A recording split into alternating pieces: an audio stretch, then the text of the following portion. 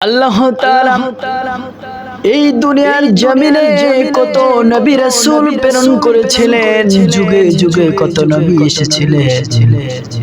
শুধু এই উম্মতের জন্য আল্লাহ রাব্বুল আলামিন সঠিক পথ দেখানোর জন্য যুগে যুগে কত নবীরা এসেছিলেন।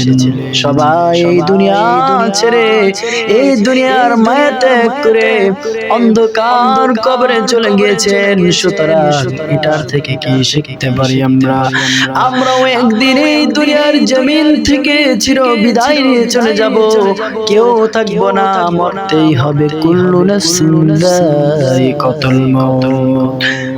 প্রত্যেক মুসলমান এবং প্রত্যেক নর এবং নারীকে 18,000 মাখলুকাত সৃষ্টি করেছেন।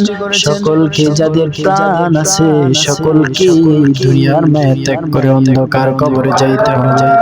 সকলেই চলে যাব, আমরা কেউ থাকবো না। এই দুনিয়ার জমিন থেকে আমরা সবাই চলে যাব। যাওয়ার আগে প্রস্তুতি নিতে হবে। আল্লাহ রাব্বুল আলামিন আমাদেরকে অনেক অনেক ভালোবাসেন, কারণ তার হাবিব, তার হাবিব, তার বন্ধুর উম্মত।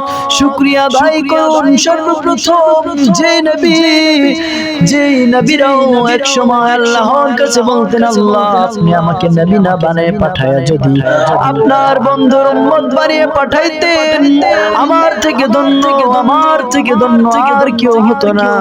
আজ আপনার উম্মত হতে পারতাম, যদি আপনার বন্ধুর উম্মত হতে পারতাম, তাহলে আমার থেকে ধন্য আর কেউ হতো না।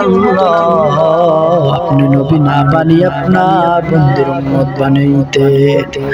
আল্লাহ রাব্বুল আলামিন মুসা আলাইহিস সালাতু ওয়াস সালামকে উপাধি দিলেন, হযরত মুসা আলাইহিস সালাতু ওয়াস সালামকে উপাধি দিলেন মুসা কালিমুল্লাহ।